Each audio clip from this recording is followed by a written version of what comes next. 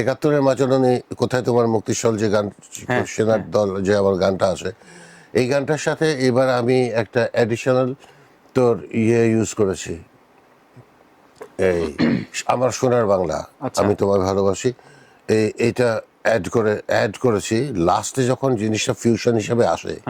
মানুষজন আসলে বুঝতে পারে না যে কি আসছে, হঠাৎ করে যখন এই গানটা ইন করে তখন মানুষ আসলে মানে পৃথিবীর যেখানেই থাকুক না কেন দেশটার কথা তো মনে পড়ে, তখন বুকটা হাহাকার করে ওঠে। আমি আসলে ব্যবসা করার জন্য কোনোদিন গান বাজনা করি নাই তো, এই জন্য বলতে পারবো না যে এই গান হিট করেছে বলে যে এই গান গাইতে হবে, নট দ্যাট।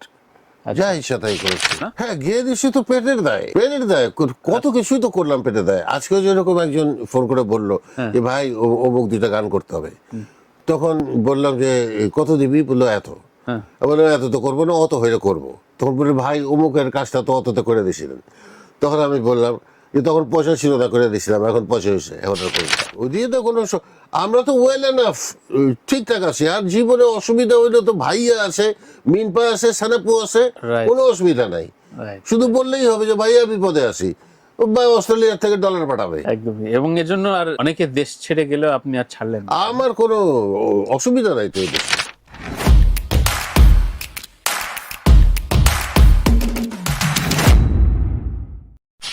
কণ্ঠশিল্পী, অভিনেতা, পরিচালক আগুন ভাই কেমন আছেন? ফ্যান্টাস্টিক। এত বিশেষণ দিলে আর ভালো না থেকে আগুন ভাই সম্ভব মানে উপায় আছে? সত্যি সত্যি আপনার এই একই রকম বিনয়, একই রকম হাসি কেমনে ধরে রাখলেন? অভিনয়টা হঠাৎ করে একেবারে ছেড়ে দিলেন? ছেড়ে দিলাম না, মানে ফিল্ম হলে ঠিক আছে, কিন্তু কেউ যদি ওই ল্যাভিশলি শুটিং করতে চায় তাহলে ইটস ওকে। মানে ওই একদিনে আসলে 10টা সিকোয়েন্স করা, এটা মানে একদম শরীরের উপর দিয়ে একটা বুলডোজার যায়। এবং আমি যেহেতু প্রধানত একজন শিল্পী, আমার গলাটার ক্ষতি হয়, ভোকাল কর্ডটার ক্ষতি হয়, এটা অসম্ভব পরিশ্রমের একটা কাজ। তারপরে তো একটা না অনেকগুলো কাজ করলেন নাটকে। করেছি, অনেকগুলো কাজ করেছি, সেটার মধ্যে একটু পেটটাও ইনভলভ ছিল, মধ্যখানে একটু গান কমে গেছিল, তখন ওইটা পুষানোর জন্য আবার অভিনয় করতে হয়েছে। কিন্তু এই অভিনয়টা আমার শুরু হয়েছিল একেবারেই শখে, কিন্তু মধ্যখানে একেবারে পেশা হিসেবেই শুরু হয়ে গেছিল। আবার গানের কর্মকাণ্ড যখন ঠিকঠাক হয়ে গেছে তখন অভিনয়টা আপাতত একটু। তার মানে আগুন ভাই স্টেজটাই সবচেয়ে বেশি আনন্দ দেয়, খুব স্বাভাবিক। নিঃসন্দেহে, তাই তো, নিঃসন্দেহে, কোনো বিকল্প নাই। না, হঠাৎ করে আপনার মিউজিক সেটআপ হয়তো বিট্রেগুলো কিংবা আপনার মিউজিক সেটআপ নিয়ে গেলেন না, একটু উল্টো পাল্টা থাকে না যে অ্যামেচার কিছু মিউজিশিয়ান পড়ে গেল, তখন ওগুলো রিকভার দেন কিভাবে আপনার দরাজ? এটা তো আসলে স্টেজে রিকভার করার কিছু না, যেটা হয়ে গেছে ওটা হয়ে গেছে, শেষ। ওইটা নিয়ে মাথা ব্যথা করে লাভ নাই, কিংবা পরবর্তীতে তাকে মানে চার্জ করা যে এটা পারলি না কেন, ও তো আর ইচ্ছা করে কাজটা করে নাই, এটা তো বেচারা ভুল করেই করেছে জিনিসটা। তো এই ভুলটাকে ওইভাবে একটু ক্ষমা সুন্দরভাবে দেখলে মনে হয় বেটার জিনিসটা। হাজার হাজার স্মৃতি আমি জানি স্টেজে, দেশে এবং দেশের বাইরে, কোন দুইটা স্মৃতির কথা বলবেন? লাস্ট একটা লন্ডনে শোর কথা বলতে পারি, সেটা হচ্ছে 71-এর মাচরণে কোথায় তোমার মুক্তিস্থল যে গান, সেনার দল যে আমার গানটা আছে, এই গানটার সাথে এবার আমি একটা অ্যাডিশনাল তোর ইউজ করেছি, এই আমার সোনার বাংলা, আমি তোমায় ভালোবাসি, এইটা অ্যাড করেছি লাস্টে যখন জিনিসটা ফিউশন হিসেবে আসে।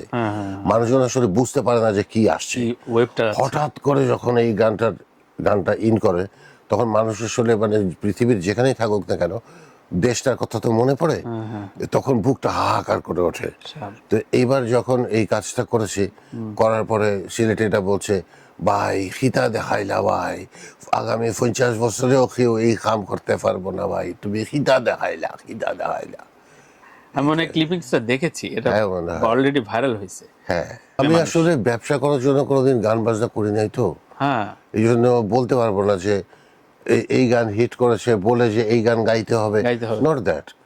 যা ইচ্ছা তাই করেছি নিজের মতো করে, এবং সেভাবে মানুষজন আপন করে নিছে আপনার, বাস এইটাই হচ্ছে লাকি আমি। এই জন্যই সারা জীবন একই রকম না যে আড়ম্বর থাকে, এইগুলো তো তানভীর আমি তো জন্মের পর থেকে দেখে আসছি, তো এই জন্য এগুলি তো আমার কাছে নতুন কিছু না রে।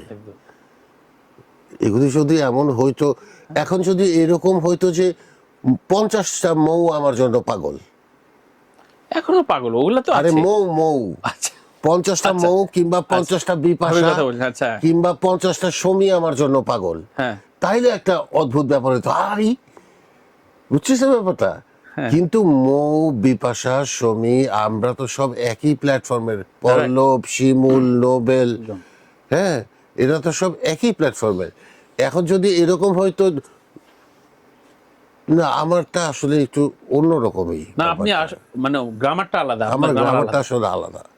কেমন? আমি আসলে জেনেটিক্যালি একটু বেটার একটা প্রোডাক্ট। অনেক জায়গায় তো আপনি খুব দেখছে ছেলেপেলেরা ডাকছে, ওরা খুব বেশি পেমেন্ট দিতে পারছে না, আপনি গিয়ে দিছেন তো না? হ্যাঁ গিয়ে দিছি তো পেটের দায়, পেটের দায় কত কিছুই তো করলাম পেটের দায়। আজকে যেরকম একজন ফোন করে বললো যে ভাই অমুক 2টা গান করতে হবে, তখন বললাম যে কত দিবি, বললো এত। হ্যাঁ বললাম এত তো করবো না, অত হইলে করবো। তখন বললো ভাই অমুকের কাজটা তো অততে করে দিয়েছিলেন। তখন আমি বললাম যে তখন পয়সা ছিল না, করে দিয়েছিলাম, এখন পয়সা হয়েছে, এখন আর করবো না। বুঝিস না?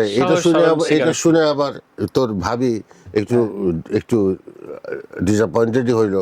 বলে যে এত পয়সার গরম দেখাও কেন? আমি বললাম তো গরম তো দেখায় নাই, তখন তো কষ্টের চোটে করছি। ওরাও তো আমার থেকে আদায় করে নিচ্ছে জিনিসটা। তখন যদি ওরা বুঝতো আগুন ভাইয়ের পয়সা নাই, তখন তো 50,000 টাকা বেশি দিলি না। রাইট। কিন্তু আগুন ভাইয়ের কোনোদিন কষ্ট বা স্ট্রাগল লাইফ গেছে, এটা তো মানে না না না, বিশ্বাস ওই করতে স্ট্রাগল চায় না তো, মানে নিজের মাসের শেষে একটা টাকা তো হলেও কামাইতে হয়েছে, তাই না? না। এই হচ্ছে ঘটনাটা। এমনিতে তো মানে এখন আমার যে খানাদুর রহমানের ছেলে, নীলুফার ইয়াসমিনের ছেলে, হ্যাঁ ডেফিনেটলি ওই দিয়ে তো কোনো আমরা তো ওয়েল এনাফ, ঠিকঠাক আছি। আর জীবনে অসুবিধা হইলে তো ভাইয়া আছে, মিনপা আছে, সানাপু আছে, Right. কোনো অসুবিধা নাই। রাইট শুধু বললেই হবে যে ভাইয়া বিপদে আছি, ও ভাই অস্ট্রেলিয়া থেকে ডলার পাঠাবে। একদমই। এবং এর জন্য আর অনেকে দেশ ছেড়ে গেলেও আপনি আর ছাড়লেন না। আমার কোনো অসুবিধা নাই তো এই দেশে।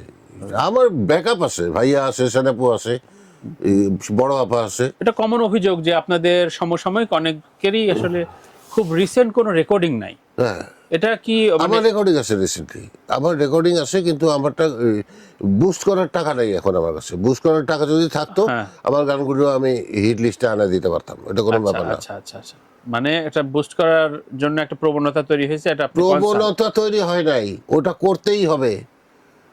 মানে সব প্রবণতা কি আমাদের টাইমে বেটা, আমরা যদি তো আপনাদের সময় লাগছে নাকি? কি বুঝতে আরে ওই পারছি। বেটা 20,000 টাকা তো আমি আমার অ্যালবামের এই পোস্টার করছি।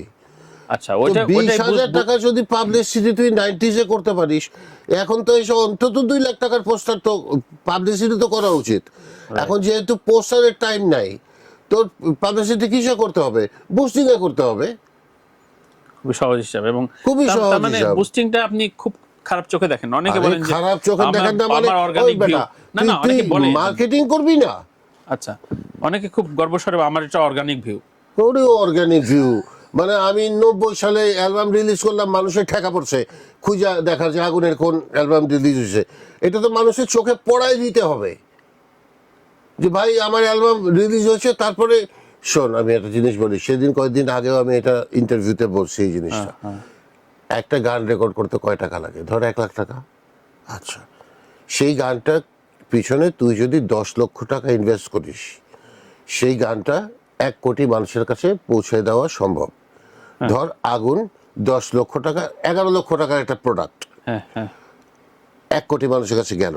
ধরে নে তারা তোর আগুন ভাইকে কোনো কারণে 50 লাখ লোক পছন্দ করে না, বাদ দে 50 লাখ। আচ্ছা এবার ধরে নে সেই 50 লাখের থেকে 25 লাখ লোক বলছে যে আগুন ভাই দেখতে খারাপ হয়ে গেছে, ওই 25 লাখও বাদ, থাকলো কত? আর 25। 25। এবার নে যে আগুন ভাই দূর, ও কেমন করে জানি আগে কথা বলতে এখন আর বলে না, ধরো বাদ অর্ধেক 12.5। সেখান থেকেও কোনো একটা বিদঘুটে কারণে হলেও আগুন ভাইরে কেউ পছন্দ করে না, বাদ দে 6 লাখ, থাকলো কত? 6 লাখ। এই 6 লাখ মানুষ কি পাওয়া যাবে না যারা আগুনের ডাই হার্ড ফ্যান?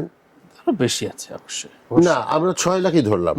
যদি ডাই হার্ড ফ্যান, আগুন তো আর একা না, আগুন আর সালমান সাথর ওই যে পিছন দিয়া কান্নি মারা আছে তো সেটা তো দুজনে, হ্যাঁ বিশাল আছে না? বিশাল কানে। হ্যাঁ বিশাল কান্দি মারা, সালমান মানে আগুন, আগুন মানে সালমান, এরকম একটা হুক। আচ্ছা, তো এই 5 লক্ষ মানুষ যদি প্রতিদিন আগুনের গান শোনা শুরু করে, 30 দিনে ওটার ভিউ কত রে? 1.5 কোটি। ওইটার থেকে তো আর্নিং শুরু হয়ে গেছে, অ্যাবনর্মাল ইনকাম। হবে না। তো তুই মার্কেটিং করবি না, আর অ্যালবাম রিলিজ করে যায় না মাঝে মধ্যে বসে আল্লাহ আমার দিকে তাকাও করবি, এটা তো হবে না জিনিসটা। Right or wrong? একদম। বুস্টিং মনে প্রয়োজন আছে, মানে বুস্টিং তো আসল জিনিস। মানে খুবই নতুন ভাবে শুনলাম, মানে আরে এটা নতুন না, না, ভাবে এটা- শোনা এটা- কি হচ্ছে? এটা এখানে এসে বসে তুই কেউ বলে না। মার্কেটিং করবি না এখানে কেউ বলতে চান, স্বীকার করতে চান না মানে। কেন? স্বীকার করবে না কেন? আমার কাছে যদি টাকা থাকতো, আমার রেকর্ডেড গানগুলি কি এই হেলায় পড়ে থাকতো?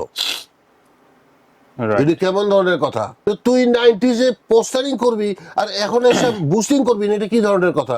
এখন তো আরো সহজ। কোন বয়সের মানুষ চাই, কোন এরিয়া চাই, কোন এই চাই ওই চাই, সব তো আছে। তুই তোর মতন অন্তত আচ্ছা 2 লাখ টাকা না হোক 1 লক্ষ টাকা তো বুস্ট করবি তুই। যদি সে একটা ভালো রেজাল্ট আশা করে, তাইলে 1 লক্ষ ইউজ করা মানে 1 মিলিয়ন ভিউ কভার করা। তো 1 মিলিয়ন ভিউ যদি কভার করা থাকে, পরের ভিউগুলো তো এমনিই আসতে থাকবে।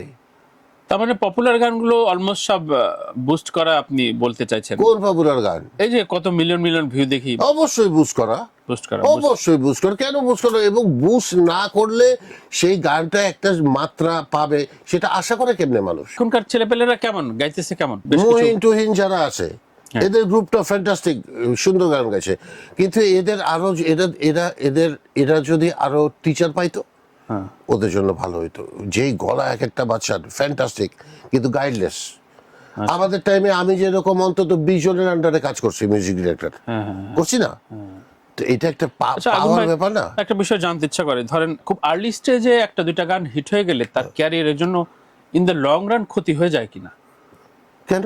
একটা মানুষের ক্যারিয়ারে মানে একটা গান হিট হয়ে গেল, এরপরে ও গানের প্রতি খুব বেশি যত্নশীল হইলো না, সেটা আবার ধরেন শোন, শোন, যত্নটা দরকারই বাকি, আপনি পপুলার মানুষ শুনতেছে। শোন, একটা মানুষের যে এটা এক্সেপশন, হ্যাঁ, exception can't be an example, তাই না? হ্যাঁ। আচ্ছা, আমি যে শুধু 90 দশকে গান গাইছি, আমার কিন্তু অন্যান্য দশকে আর তেমন সুপার বাম্পার হিট গান নাই। না, তাই না? কিন্তু আমার আমি- স্বপ্নগুলো অনেক পরে হিট হয়েছে। না, ওইটা তোর 97-98 গিয়ে হিট হয়েছে। মানে আমি বললাম 2000-এর 90-এর ঘটনাটা, Right, 90, 91, 92, 93, 94, 95, 96, 97, 99, 2000। এই 2000-এর মধ্যে আমি যেই পরিমাণ কাজ করছি, এটা বহু মানুষ 4 দশকেও করতে পারে না, হ্যাঁ। তাই না? জিনিসটা আমারটা সামহাউ টিকে গেছে। গানগুলি, গান তো অনেক ধরনের হইতে পারে, কিন্তু যে গানগুলি টিকে গেছে, সেই রকম টিকে যাওয়া গান কিন্তু আমার লিস্টে অন্তত 15টা আছে। হ্যাঁ, তো এটা তো একটা অ্যাবনর্মাল অ্যাচিভমেন্ট।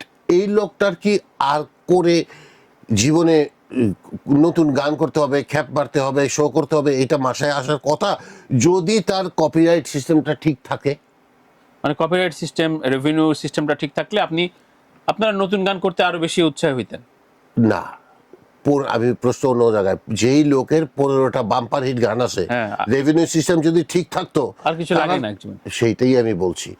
তো মিউজিককে পেশা হিসেবে নেওয়া যাবে, মিউজিককে পেশা হিসেবে নেওয়া যাবে, কিন্তু এটা একটা জুয়া খেলার বোর্ড। এই জিনিসটা মাথায় রাখতে হবে। জিতবে, কেউ হারবে।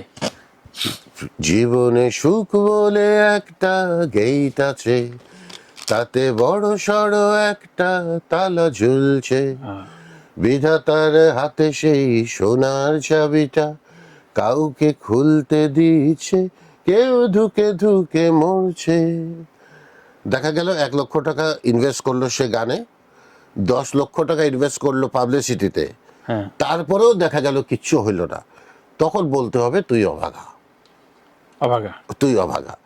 কিন্তু গান করলো 1 লক্ষ টাকা ইউজ করে, আর জায়নামাজে বসে আল্লাহর কাছে দোয়া করলো, বলতে হবে তুই একজন অকর্মা, বিকজ তোর কর্মটা পরিপূর্ণতা পায় নাই। কারণ ওর টাকা নেই বলে না, আচ্ছা। জমি বিক্রি করো, জমি বিক্রি করে আসো। এরকম ঘটনাও আমার জীবনে ঘটছে, যে আমি যখন 90s-এর ঘটনা, হ্যাঁ, মানে- যে আমার কাছে আসছে যে ভাই আপনি আগুন ভাই, আপনি বললেই তো একটা অ্যালবাম হয়ে যায়। কোনো একদিন আসছে 2.5 লক্ষ টাকা নিয়ে একটা দোকান বিক্রি করে, এক লোক, ওর নিজের দোকান বিক্রি করে। জি, এসছে আমার কাছে যে আগুন ভাই আপনি আমার 12টা গান করে দেন 2.5 লাখ টাকা নিয়ে। আমি সেই টাকা, আমি বলছি যে হারামজাদা, এই মুহূর্তে বাইরে, এই মুহূর্তে বাইরে দোকানটা কি উদ্ধার নেশা, কর কি গিয়া। মোহ না? হ্যাঁ, উদ্ধার কর দোকান। তো সেই দোকান সে উদ্ধার করে, এখন তার মনে হয় 5টা না 7টা দোকান। এ সবসময় বলে আগুন ভাই, ওই সময় আপনি যদি আমার সঠিক পথটা দেখাইতেন, তাহলে আমার আমার যা ছিল তো যাইতোই, এই অবস্থায় আমি হইতাম না। এখন আমার গান করতে ইচ্ছা খুব করে। আচ্ছা তো এখনো ওইটা জুয়া খেলার মতনই একটা ব্যাপার। আচ্ছা আচ্ছা, জায়নামাজে বসলাম, হবে না জায়নামাজে বসলে। উপর থেকে আসতে হবে। উপর থেকে মাল আসতে হবে, উপর থেকে। মার্কেটিং যদি না, মার্কেটিং এর পিছনে যদি টাকা খরচ না করা হয়, তাহলে তো কর্মটাই পূর্ণতা পাইলো না। আল্লাহ দিবে কি ধরে? রাইট।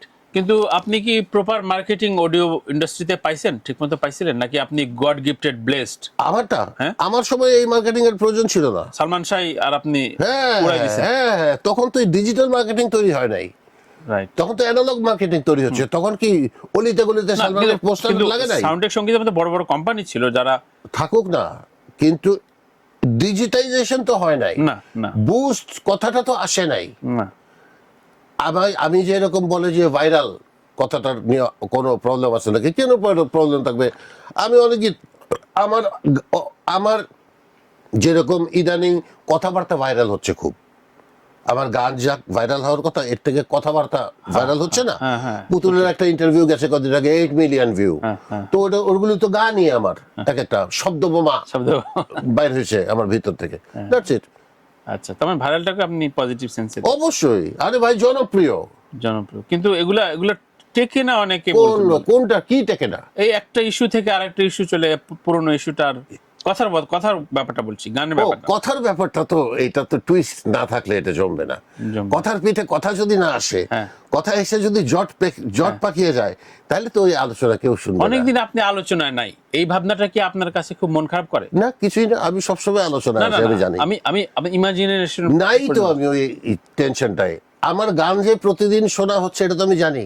ধরেন আলোচনা নাই। আবার ধরেন কেন? 2 ধরবো মাস। কেন? না না, ধরবো কেন বেটা? না, না, আমি তো ওই বেটা, শিল্পীদের মন থেকে বলতেছি, আগুন আমি ভাই। হচ্ছি বাংলাদেশের আপনি তো বারো। টপ 10 আর্টিস্ট যদি ধরিস, হ্যাঁ। টপ 10 এর মধ্যে তোর আমাকে খুঁজে বাইর করতেই হবে, আমার গান আসতেই হবে। ডেফিনেটলি। তাহলে আবার কি আপনি কোথায়? সব সময় প্রাসঙ্গিক থাকেন, এটা হ্যাঁ। একটা বিস্ময়কর ব্যাপার। হ্যাঁ, এবং কখনো আপনার সাথে ওই ফ্রাস্ট্রেশনের জায়গাটা তৈরি হয়নি। হবে না তো। কিন্তু ইন জেনারেল আপনার শিল্পী সমাজে যারা আলোচনায় থাকতে পারে না, তাদের একটা নানান ধরনের ডিপ্রেশন তৈরি হয়। ওকে, এইটা আমি হচ্ছে আপনার শিল্পীর তাদের, জায়গা এটা থেকে ভেবে নিতে হবে আগে। যদি এরকম হয় যে মার্কেটিংটা করার পরেও তার দিকে আল্লাহ মুখ মানে পানে তাকায় নাই, তাহলে ভেবে নিতে হবে তার অর্গানাইজাররা হঠাৎ করে ডাকছে না হয়তো 2 কপাল মাস, খারাপ। কোনো ভেবে নিতে রেকর্ডিং হবে। হয়তো নাই। না না, রেকর্ডিং নানান না, এর কিছু কথা থাকতে আমি পারে না, বলি নাই। শিল্পীরা তো এগুলো- আমি কিন্তু অন্য অ্যাসপেক্টে কথাটা বলছিলাম। হ্যাঁ হ্যাঁ হ্যাঁ। একটা শিল্পী, সে যদি প্রফেশনালি শিল্পী হতে চায়, তার 2টা-4টা যদি পপুলার গান থাকে, তো মাসে তো 40-50 হাজার টাকা। আমাদের রেভিনিউ সেক্টরটা যদি ঠিক হয়ে যায়, হ্যাঁ। আমরা যে সরকারকে কত সুন্দর করে রেভিনিউ দিয়ে হেল্প করতে পারবো, এটা সরকার নিজেরাও জানে না। তখন তো আপনি আপনার টাকা রাখার জায়গা পাবেন না। হ্যাঁ, তাই তো। তখন হবে এতিমখানায় যাবে টাকা।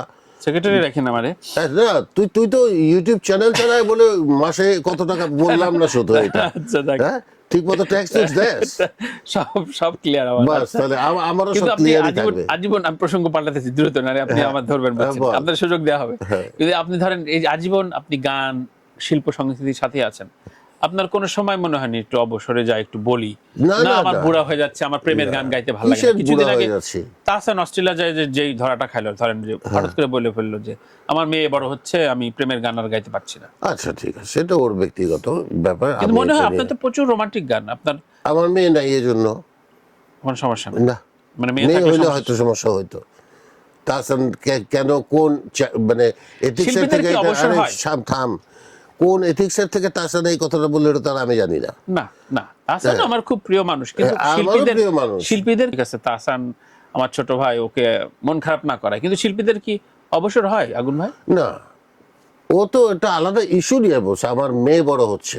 মেয়ে বড় হয়। এটা ঠিক আছে, এটা ওর ব্যক্তিগত ব্যাপার হতেই পারে, কিন্তু অ্যান্ড্রু কিশোরের কি ছেলে মেয়ে ছিল না? যাই হোক, আমি এই বিষয়ে আর বাড়াবাড়ি বলতে চাই না। না, কোনো নাম না ধরেই বলি, কিন্তু আপনারা যখন পপুলার ফিগার হ্যাঁ। এসব বিষয়ে যখন বলেন, হ্যাঁ। তখন তো নতুন জেনারেশন একটা ছেলে পেলে ওর প্রভাবিত হয়। হয়তো আচ্ছা ঠিক আছে, তাইলে বোধ হয় একটা সময় আমার এরকম একটা যায় যে বিয়ে করেনি হয়তো মনে হচ্ছে, তাইলে আমার প্রেমের গান গাওয়া যাবে না।